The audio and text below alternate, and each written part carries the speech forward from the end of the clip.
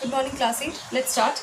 Water as a universal solvent. Now, why water acts as a universal solvent? Because it dissolves a wide range of compounds, including solids, liquids, and gaseous components. Okay.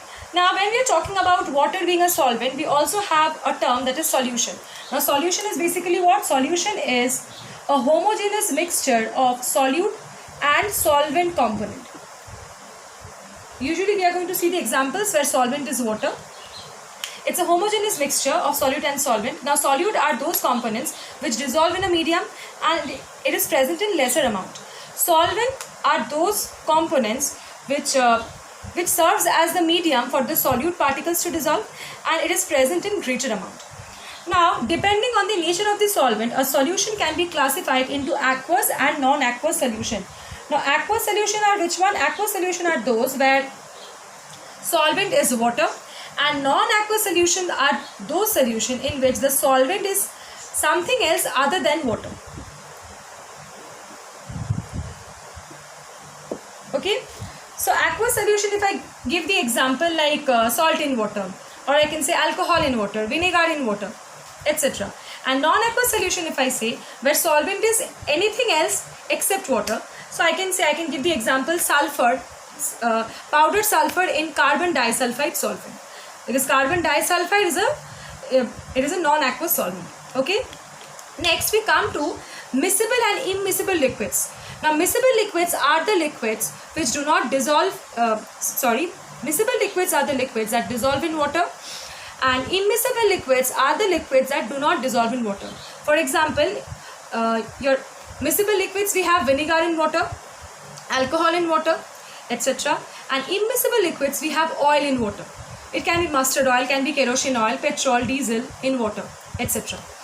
Okay, so these are the types of two different liquids. These are the types of the solution based on the nature of the solvent, definition of solution. Okay, water being a universal solvent. Now, next we come to the effect of temperature on solubility of a substance or solubility of a solute in water. Now, in case of temperature, we are going to see what is the effect on solid solute and on gaseous solute. With increase in temperature, solubility of a solid solute increases. That means as the temperature is increased, more and more solid solute dissolves in water, right? While in case of gaseous components, if the temperature is increased, the solubility of gas in water decreases, right? That means with increase in temperature, as the temperature increases, in case of solid, solubility increases. Solubility means the tendency of the solute components to dissolve in water.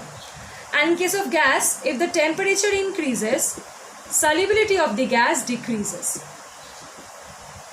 Okay, next we have pressure.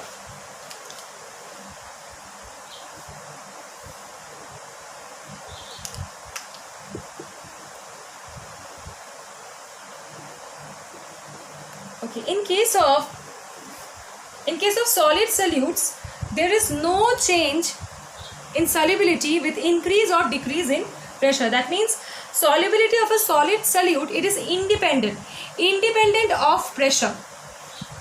But in case of gas, with increase in pressure, the solubility of gaseous solute in water increases, right? And one of the good examples that we have, it is carbonated drinks. Carbonated drinks means either soda water bottles or cold drinks. Carbon dioxide gas is kept at high pressure in the soda water bottles or in the carbonated drinks. Okay, that means under that condition, solubility of the gas, that is solubility of CO2 in water, is very, very high. Now, when we open your cap of the bottle, the dissolved gas comes out with your hissing sound. Basically, when the cap is opened, the pressure falls and the gas moves out with a hissing sound. So whenever we open a soda water bottle or whenever we open a cold drink bottle, we get a sound to hear. That is a hissing sound.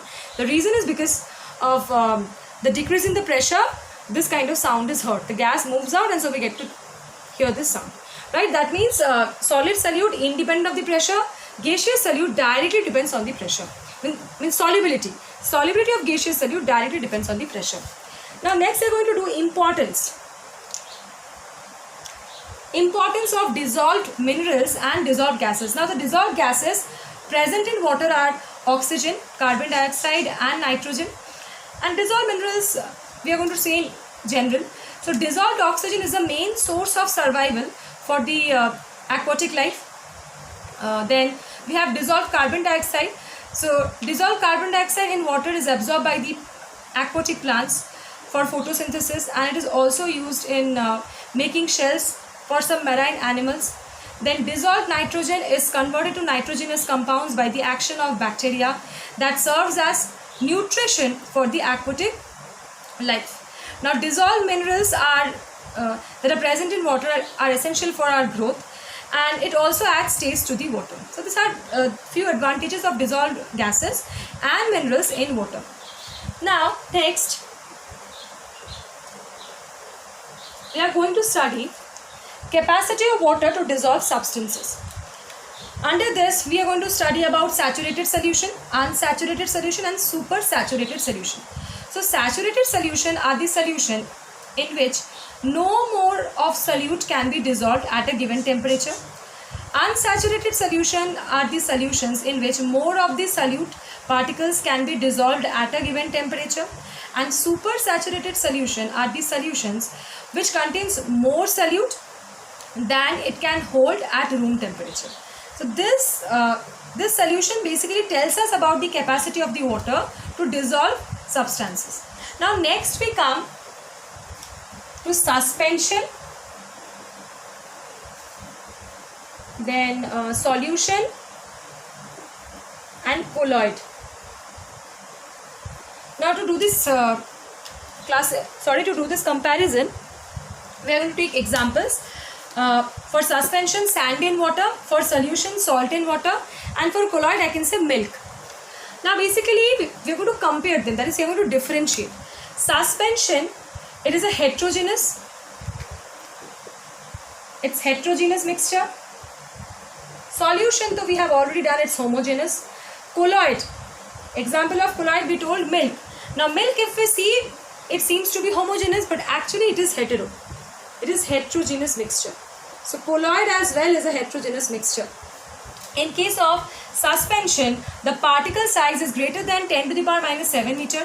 In case of solution, the particle size means the solute particle size. The solute particle size is less than 10 to the power minus 10 meter. And in case of colloid, the particle size, it ranges from 10 to the power minus 10 to 10 to the power minus 7 meter. Under suspension, it is your opaque, then solution, it is transparent, and colloid, it is translucent. Means we are telling the texture, the arrangement of the particles in the given solvent. Suspension, it is opaque; solution, it is transparent; colloid, it is translucent. Under suspension, the particles settle down at the bottom of the container. Solution, particles never settle down. Colloid also, particles do not settle down. Suspension, the particles are visible. Okay. Solution, particles are invisible.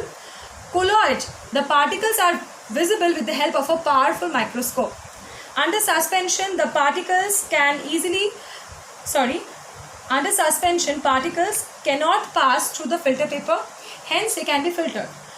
In case of solution, particles easily pass through a filter paper, so they cannot be filtered.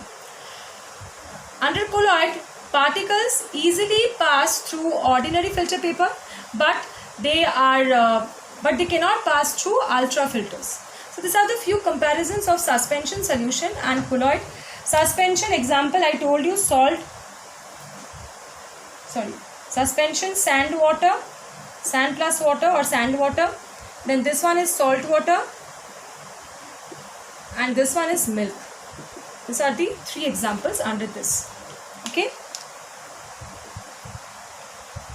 So that's it, class 8. Thank you.